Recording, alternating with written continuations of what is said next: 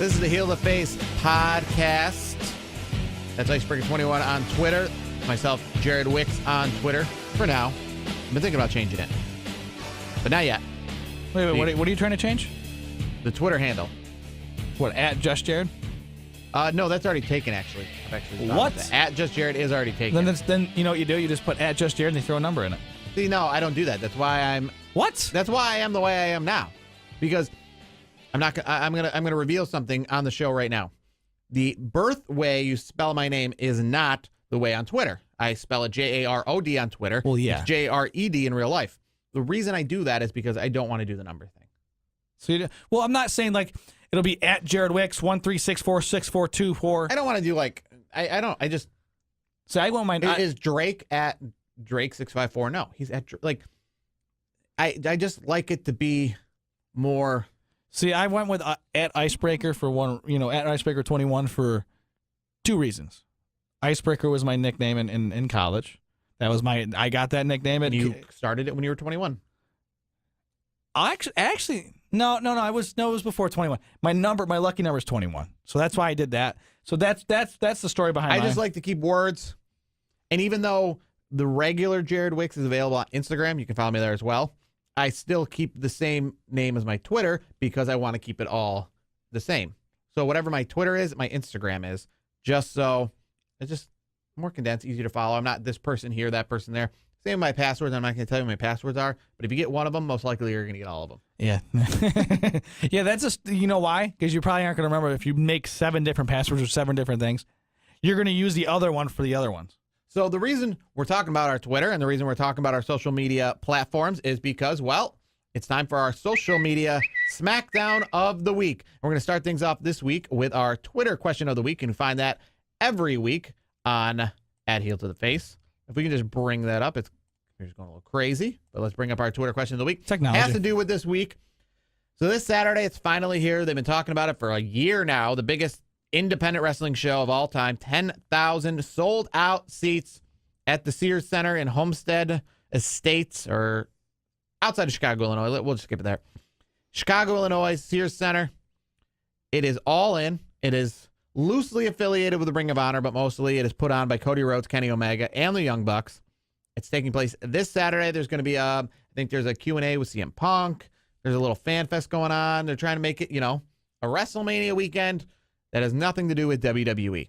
Cool. But recently, we found out that Ring of Honor and New Japan's little multi-show next year they're doing, as they do every year. Well, Ring of Honor at least does a show every year, the night before WrestleMania or that weekend. Well, next year they're teaming up with New Japan Wrestling and have already sold out, not just putting it on, have already sold out Madison Square Garden the night before WrestleMania. Now, 10,000 seats is great, but in my eyes, obviously, forget whatever matches are going to be on this card. Madison Square Garden, forget the amount of people. It's just the mix of the people and the venue. Yeah, meaning if Madison MSG. Square Garden was actually only 8,000 people, I would still put it in this category because of the history of Madison Square Garden. Absolutely. So the question is, what is the bigger event? All In this weekend or the Ring of Honor New Japan Wrestling show the night before WrestleMania at Madison Square Garden that's already sold out? Both these events are sold out. 75% said All In. Brandon, what is the bigger event? All In. I have to go with All In. Now, let me ask you this. There's no card release for this MSG event, right? Because I haven't seen anything. Well, no, it's not really. It's going to be what, April? Yeah, we still got months. Next year. There's nothing announced. The card for All In has, because it's not really loose, it's not a Ring of Honor or New Japan Wrestling affiliated. It's kind of its own thing. They still do have a battle royal that's going to determine the number 1 contender for the Ring of Honor world title. We got Britt Baker, which is your man Adam Cole's girlfriend. Yep. With Chelsea Green, Tessa Blanchard, and Madison Rayne in a 4-way women's match. Mm-hmm. Kenny Omega versus Pentagon, who just got done with a big feud with Sami Callihan in Impact Wrestling. They were going back and forth. It's quite a brutal feud they had. Their idea of a celebrity match. Christopher Daniels goes against Stephen Amell, who I believe didn't he go against Cody Rhodes? Yes. At WrestleMania? Yes, so he did. That's probably obviously how the connection happens here. Rey Mysterio is going to be on the card with 2 other people from the Mexican AAA League against the Golden Elite, which is the Young Bucks and Cody Ibushi. And that right there, All In, is the only reason why Rey hasn't been there. Rey Mysterio's not in WWE yet.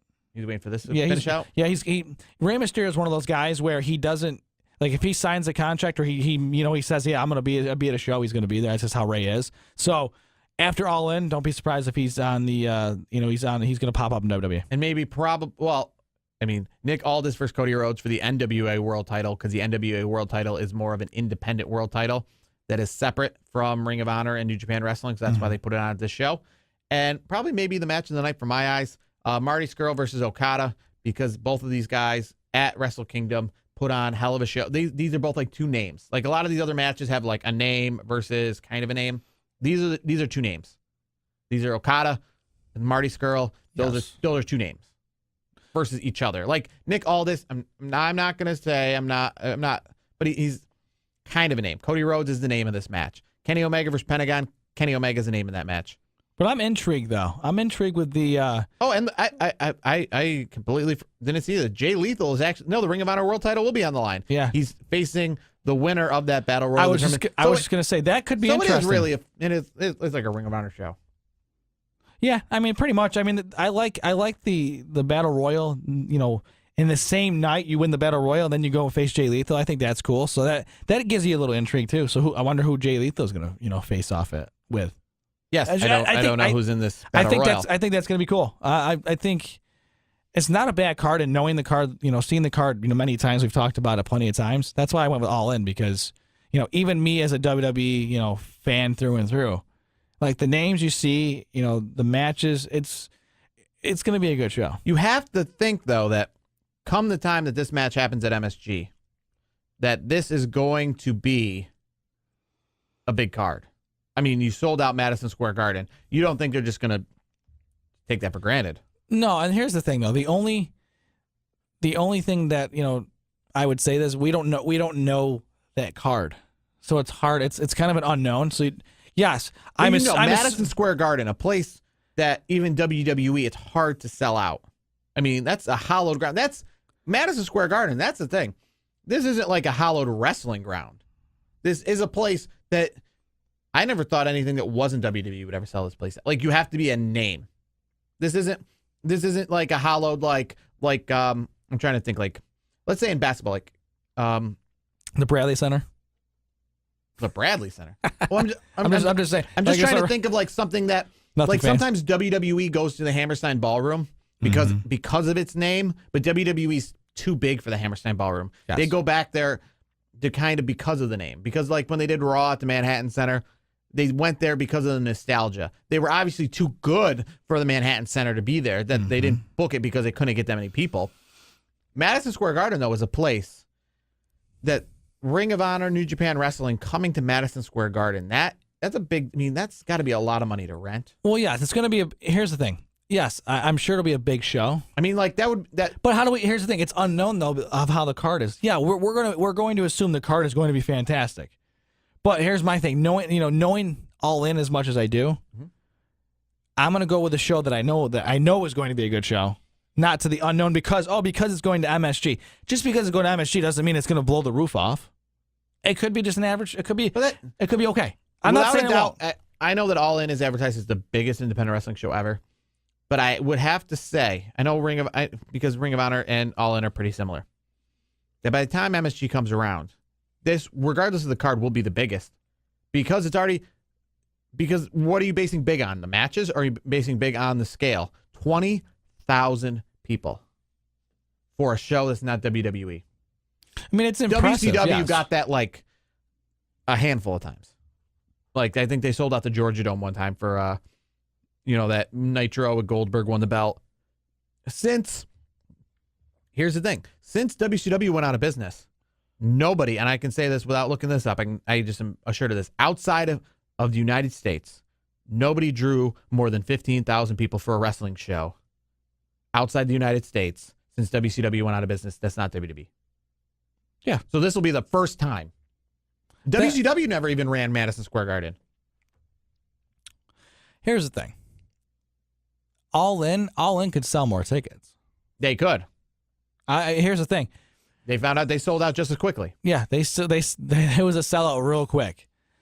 To me, the caliber of card, and not knowing the caliber of a card that at the MSG event's going to be, I have to go with what I know, not what's unknown. What could happen? Oh, because it's at MSG, it's going to be the greatest show of all time.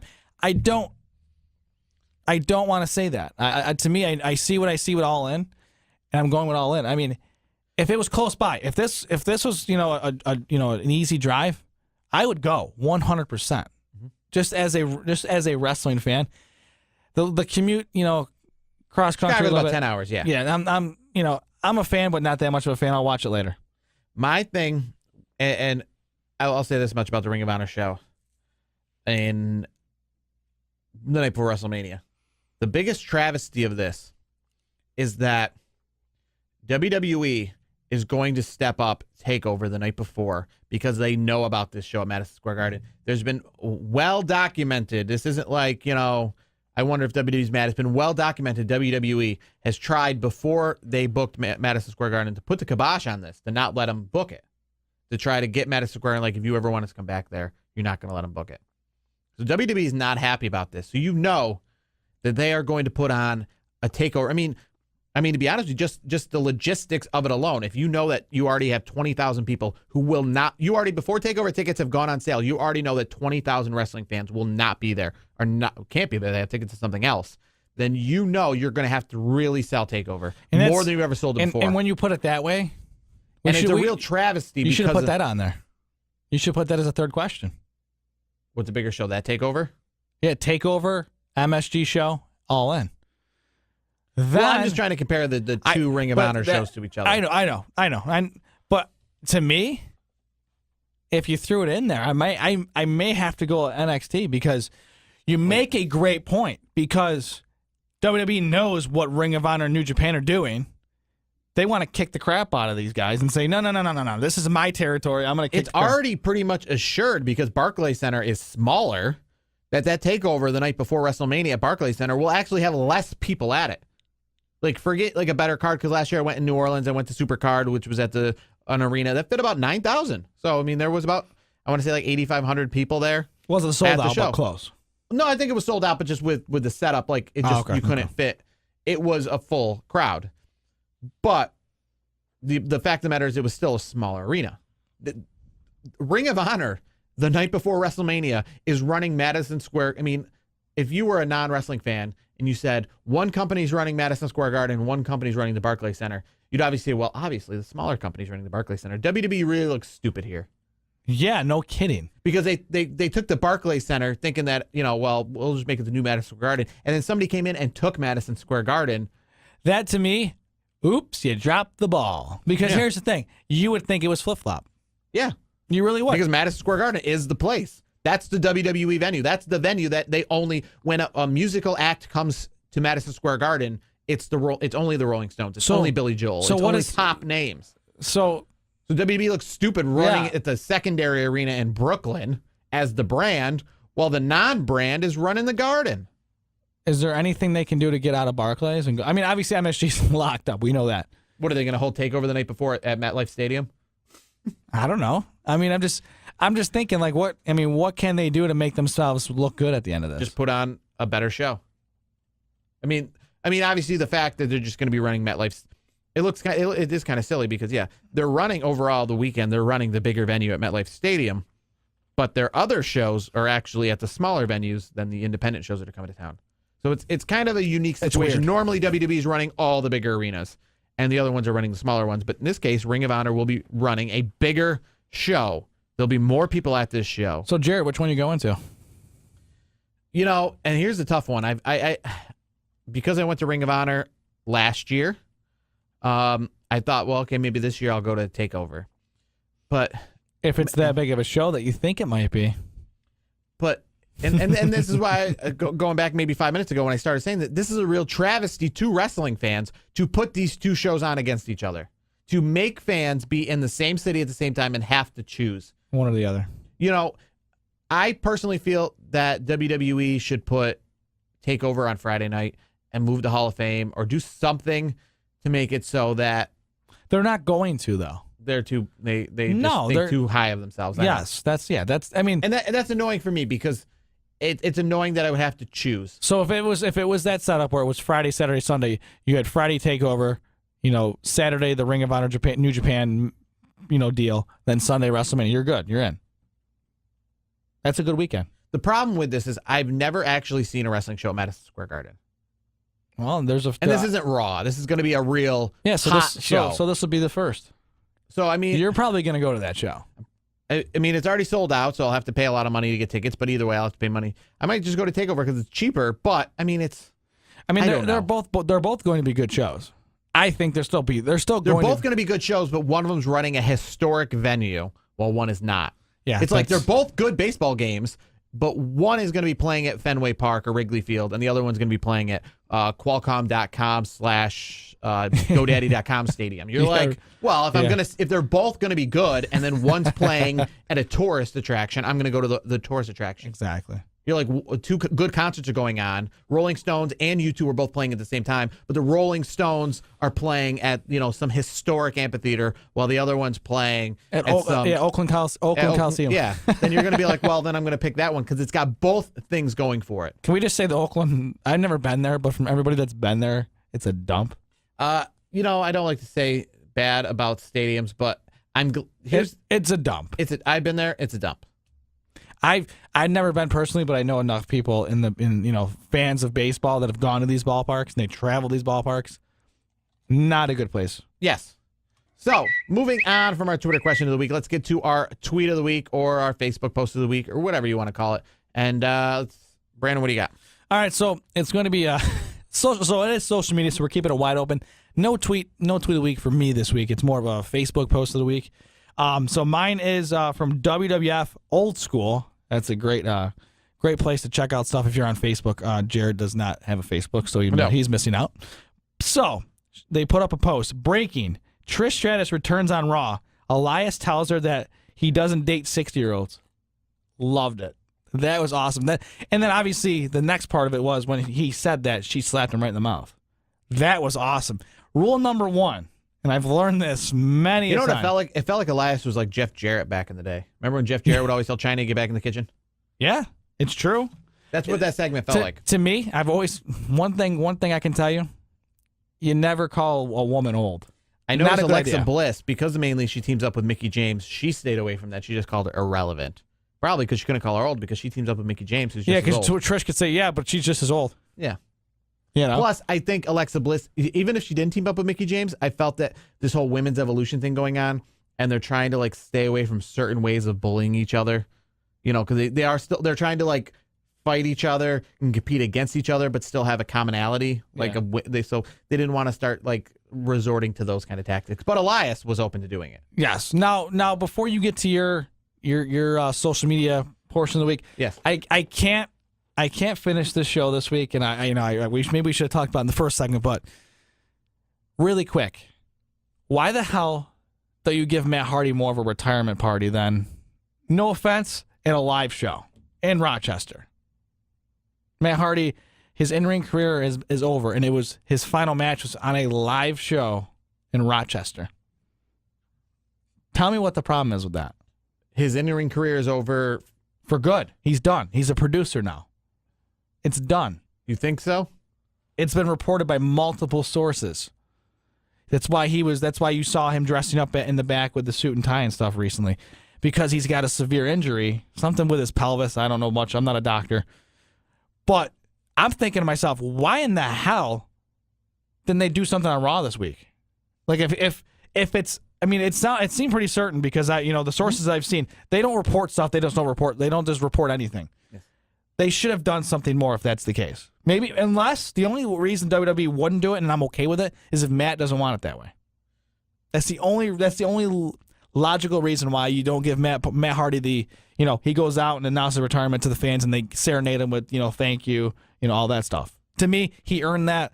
I'm a little disappointed if that's the case. I would say, because they had the show in Rochester, if there's ever a time you want to be like a border guard, it probably would have been Sunday night after the Rochester house show, because they were all heading up to Toronto on Monday. So literally every single superstar came in one after another. That would have been probably at the Niagara Falls entrance. Yep. So it would have just been very interesting to just one after another. Hey guys, how you doing? Get all, and not to mention, you're in the power of authority there. So you're the one that's not just like, hey, how you doing? You're the one what's your real name? What are you doing here?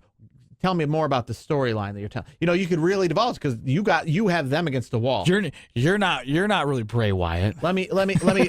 You open up the trunk on all of them. I mean, essentially, that's what you can do. If you want, I would just say, hey, oh wait, you're Roman Reigns. I need you to sign something. Then you can go. Yeah. Thanks. See you later. That's what I would do. My tweet of the week came from Toronto. Now, former WWE personality. He imitated Owen Hart pretty well back in the day, but not anybody that I'm too familiar with other than a skit or two that I've seen on YouTube from back in the day in the Attitude Era of imitating Owen Hart. I like to have the more darker tweets of the week. Of course you do. So he puts out a tweet this past week that pretty much said, I don't have it in front of me because for some reason it didn't load right, but I can just say it for you. And this is Jason Sensation. He, like I said, he's a former WWE personality or whatever. But he put out a tweet that said he was in the WWE. He was at WWE Raw. He was inside the Scotiabank Arena, and he had a gun, and he was going to kill himself in front of everybody. Now, Vince Russo and some other people responded back. Vince Russo even responded back saying, brother, I hope you're kidding. Just tried calling and texting. Please, I know there's an army of people out there that care for you. The idea was that essentially, I don't think he was serious. Yeah, the tweet, I got a gun, I guess I got through security. His Twitter is Johnny Esposito at KingZito973. But the idea was, I think he was just reaching out for attention. I don't think, obviously, the found out he never was at the show. Toronto police were contacted. He never got in. He wasn't really there. But he was definitely reaching out. And I tell you what, I haven't really heard much from this guy since then. So you wonder, how this post, I mean, it's been 20 years at least since this guy's been on TV. He puts himself as a creator, writer, and host of the 730 podcast. So he's a fellow wrestling podcaster, but you never really know what life out of the spotlight brings. And his short little stint in the spotlight this past week. So you can't not bring up this tweet because regardless of if it's a good tweet or a bad tweet, it made news. Yes. That's how important of a tweet it was. It's like the news. It's not whether it's good or bad. It's how many people it reached, I guess, and how important it was. So that is my tweet of the week because, well, I mean, good news is people do follow him on Twitter. He does have 1,700 followers, and he put that out on Twitter, and it brought enough attention. So I hope he got the attention he wants, and more importantly, the help that he needs. 100%. And that's probably what he was really. At the end of the day, that's what he was doing, I think. Yeah. So that's going to do it for this week's edition of the show. That's our social media Smackdown. If you don't follow us on YouTube, make sure to do it and subscribe. And follow us on Twitter at Heel to the Face. Follow Icebreaker21 at Icebreaker21 and myself at Jared Wicks on Twitter. And join us next week for the program. If you're just watching this on YouTube, our social media Smackdown, make sure to follow and watch our other videos.